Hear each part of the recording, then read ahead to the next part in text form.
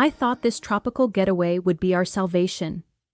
A chance to mend the broken pieces of my marriage with Mark under the endless sun and beside the whispering ocean. My name is Isabel, and I arrived in this coastal paradise with a heart full of hope, desperate to reconnect with the man I've loved for years, even as silence and distance have torn us apart. But instead of romantic walks on the beach, I've found myself wandering alone, a ghost in a vibrant world, haunted by loneliness, until a fleeting moment on a starlit rooftop changed everything.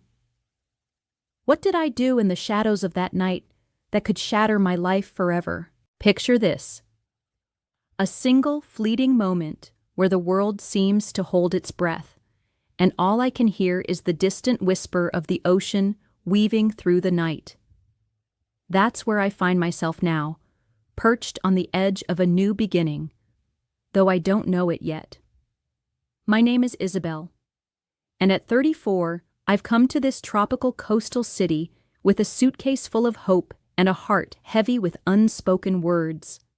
My husband, Mark, 38, and a relentless corporate consultant, is by my side, at least in theory. We booked this vacation as a reset, a desperate attempt to stitch up the fraying edges of a marriage that's been stretched thin by years of distance and quiet frustrations.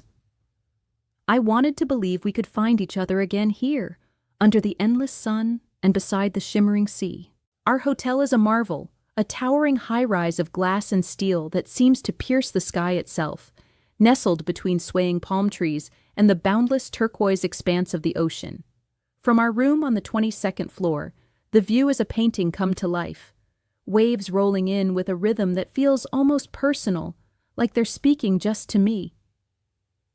The air here is warm and humid, wrapping around me like a soft embrace. So different from the cold silence that settled between Mark and me back home.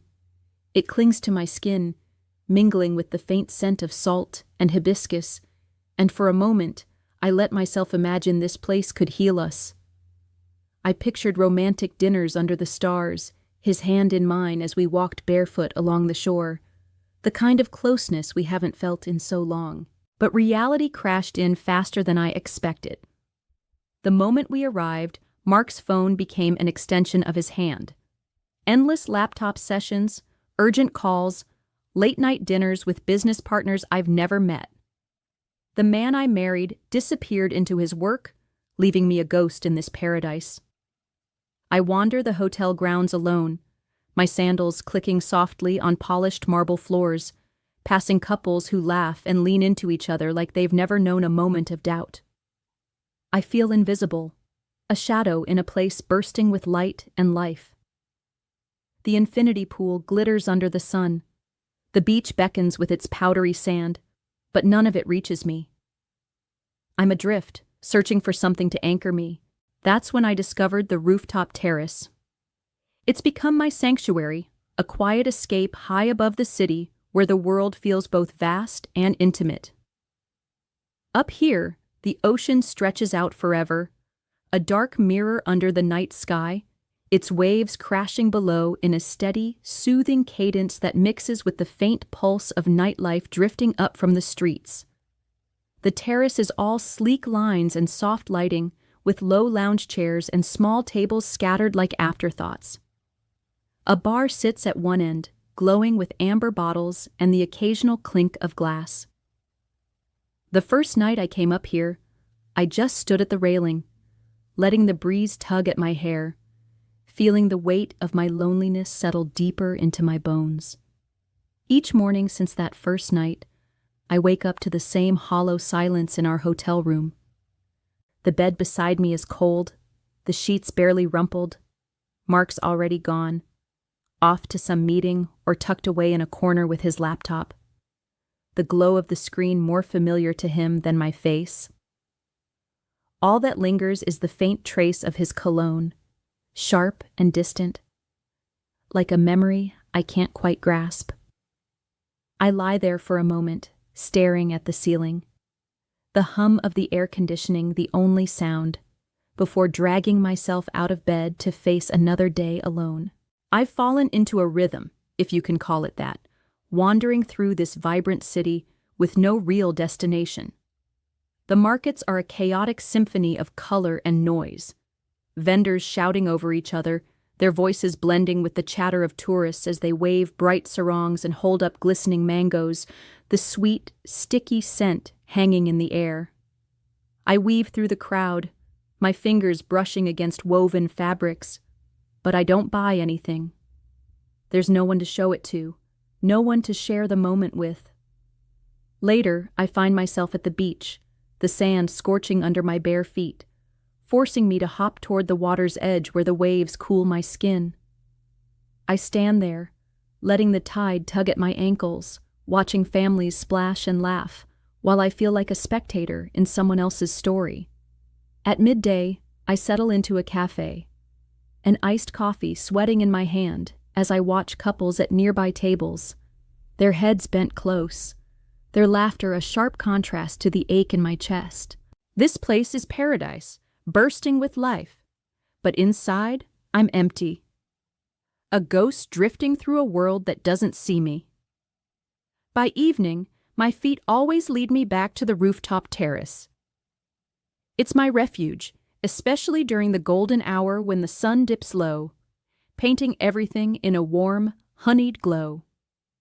The bar up here is a small haven of its own, all polished wood and strings of fairy lights that twinkle like tiny stars against the deepening sky.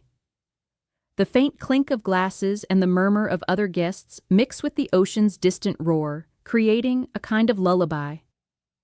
Luca's behind the bar most nights, his movements smooth and practiced as he mixes drinks with an ease that's almost hypnotic. He's got this quiet presence, not loud or showy, but steady, like he belongs exactly where he is. The first time I sat at the bar, he nodded in acknowledgement, and by the second night, he remembered my usual, a lime mojito, tart and refreshing, the mint leaves crushed just right. Now, when I slide onto the stool, he offers a small smile, the kind that feels like it's just for me, and I catch myself looking forward to it more than I should. Our conversation started simple, just passing comments about the humid weather or the best hidden spots in the city to escape the suffocating solitude. That evening on the rooftop terrace felt different, like the air itself was charged with something I couldn't name. The sky had turned a deep indigo, the kind of color that seems to swallow the last traces of daylight, with stars just beginning to prick through the darkness. The salty breeze was stronger than usual, whipping around me, tugging at the hem of my loose sundress as if urging me to let go of something. I sat at the bar, my fingers tracing the condensation on my glass, the tart bite of my lime mojito lingering on my tongue. The terrace was quieter tonight. The usual hum of conversation faded, leaving just the distant crash of waves and the occasional clink of glass as Luca worked behind the counter. I was lost in my thoughts, staring out at the endless horizon when his voice cut through the haze. Low and gentle, almost a whisper, Luca leaned over, his dark eyes searching mine. "Why are you always so sad?" he asked. The question hit me like a wave, unexpected and cold, tightening my throat. I didn't know how to answer, didn't even know if I could.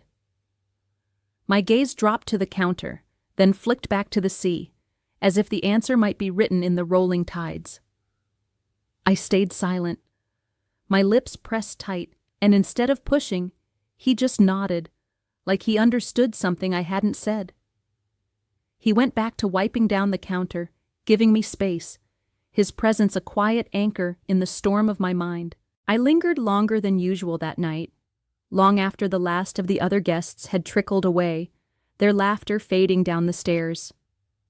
The terrace was empty now, just the two of us under the vast, star-strewn sky.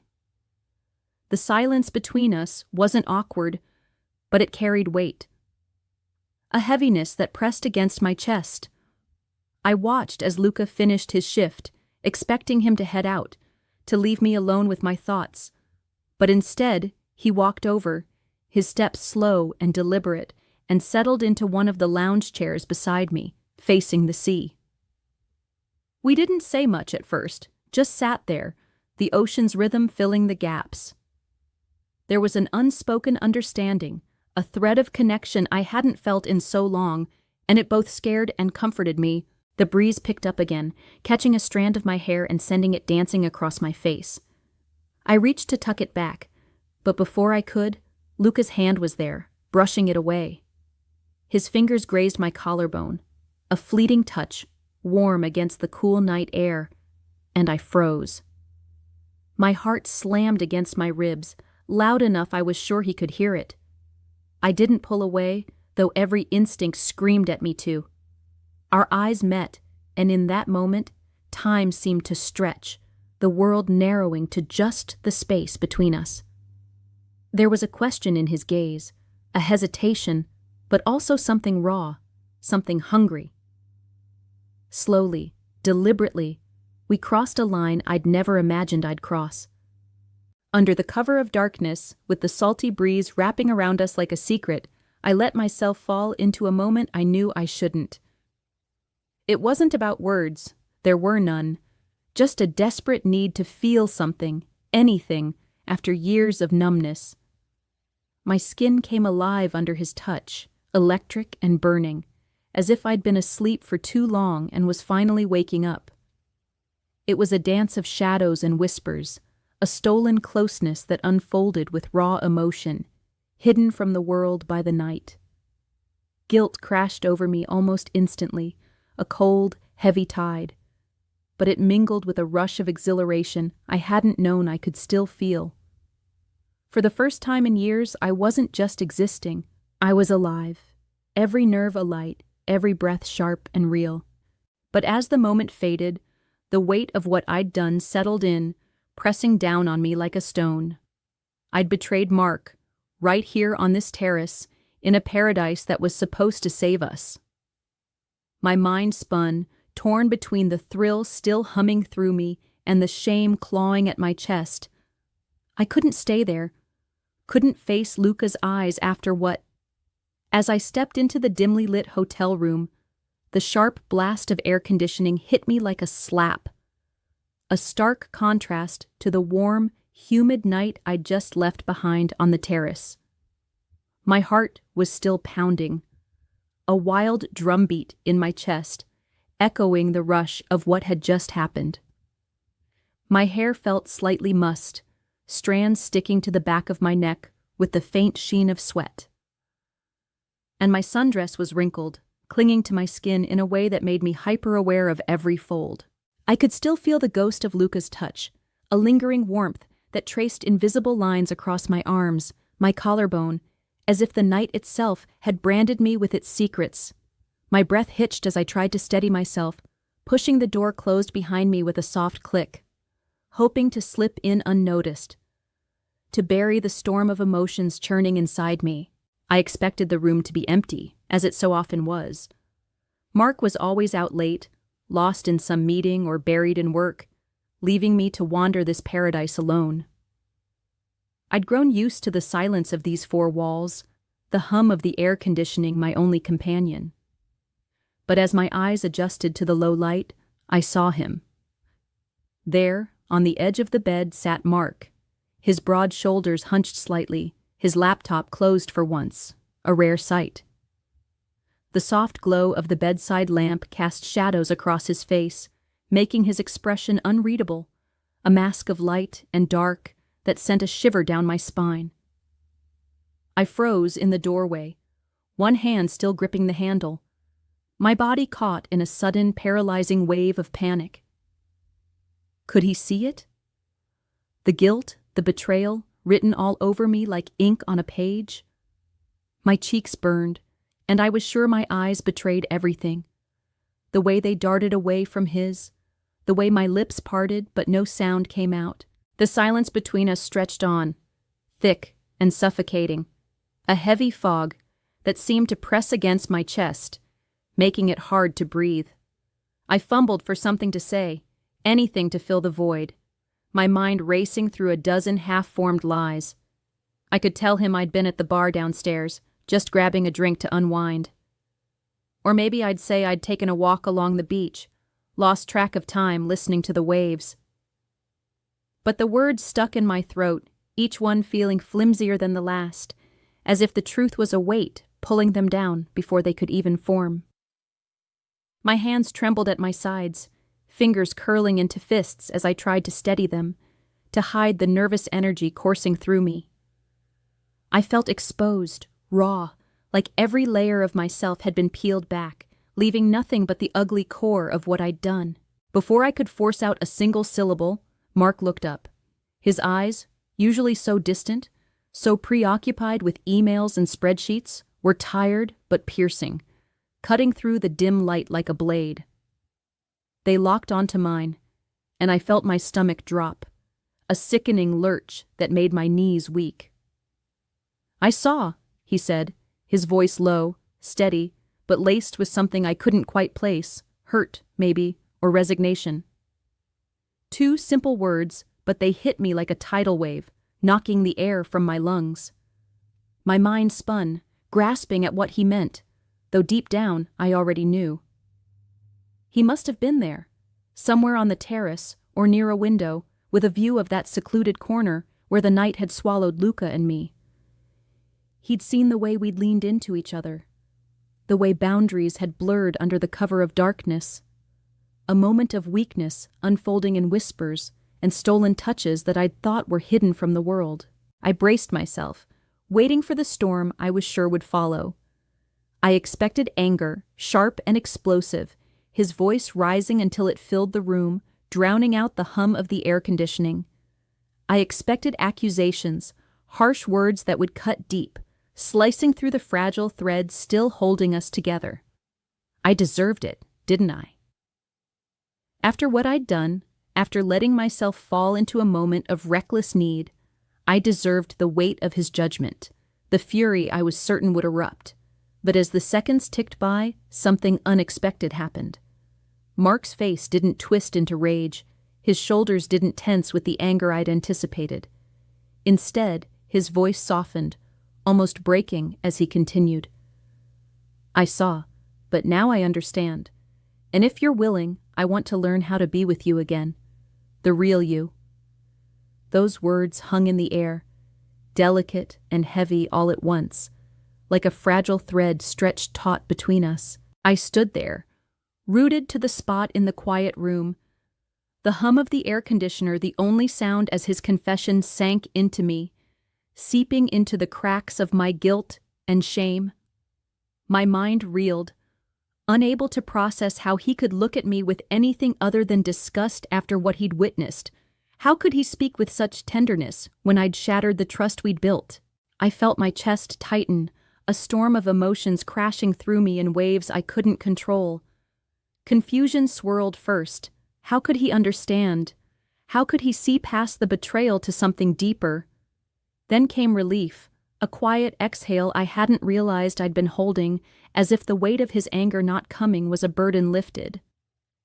And beneath it all, a flicker of hope sparked, small and unsteady, but there, glowing faintly in the darkness of my thoughts. I looked into his eyes, really looked, and saw something I hadn't seen in years. Vulnerability. Not the guarded, distracted man who'd been buried in work for so long, but the Mark I'd fallen in love with. The one who'd once let me see every part of him. His gaze wasn't just about forgiveness. It was an admission of his own shortcomings, a recognition of the chasm that had grown between us over time. He wasn't pointing fingers. He was reaching out, asking for a chance to rebuild what we'd lost, brick by fragile brick. My legs felt unsteady as I took a hesitant step forward, then another, until I found myself slowly sinking onto the bed beside him. The mattress dipped under my weight, and the space between us was still there, a fragile gap that felt like it could widen or close with a single wrong move. But it wasn't cold anymore, not like the icy distance that had defined us for so long. It was tentative, raw, like the first breath of air after being underwater too long. I couldn't find my voice, couldn't form the words to match the chaos in my heart, but I nodded, a small, almost imperceptible movement. It was enough, though. I felt a weight lift off my chest, not completely, but enough to let me breathe a little easier. For the first time in what felt like forever, I didn't feel entirely alone in this room, in this marriage. As we sat there, the silence wrapping around us like a fragile cocoon, I let my thoughts spill inward, untangling the mess of what had brought us here. I don't regret what happened with Luca. Not in the way you might think. Not because I don't love Mark, because I do, in a way that's complicated and bruised, but still real. But that moment on the terrace, that stolen rush of feeling, it woke me up. I'd been numb for so long, drifting through days without really living them, that I'd forgotten what it felt like to be seen, to be touched by something other than indifference. It wasn't about Luca, not really. It was about realizing how far I'd let myself fade, how much I'd buried under the weight of routine and unspoken hurts. And now, sitting here with Mark, seeing the quiet plea in his eyes, I could glimpse a path forward. Not a perfect one, not an easy one, but a path nonetheless. A chance to rediscover who we are, not just as a couple, but as individuals who'd lost their way in the routine of everyday life. The hum of the air conditioner droned on, a steady backdrop to the stillness between us. We didn't touch, not yet. Our hands rested inches apart on the bedspread, close enough to feel the possibility, but not the certainty. There was an unspoken agreement settling over us, a quiet pact to try. The following evening, I find myself standing at the edge of something new, something fragile but real. Mark and I haven't spoken much since that raw, heavy moment in our hotel room last night, but there's a quiet understanding between us now, a tentative bridge we're both willing to cross. For the first time on this trip, we decide to step out together, not as two strangers sharing a space, but as a couple trying to remember what that even means. I suggest the rooftop terrace, my sanctuary, the place where so much unraveled, but also where I've felt the most alive. He agrees with a small nod, his eyes softer than they've been in ages, and we make our way up. The elevator ride silent but not empty, filled with the weight of unspoken possibilities. As we step out onto the terrace, the world unfolds before us in a breathtaking display. The sky is a canvas of orange and pink, streaks of color bleeding into each other as the sun dips low on the horizon, casting a warm, golden glow over everything.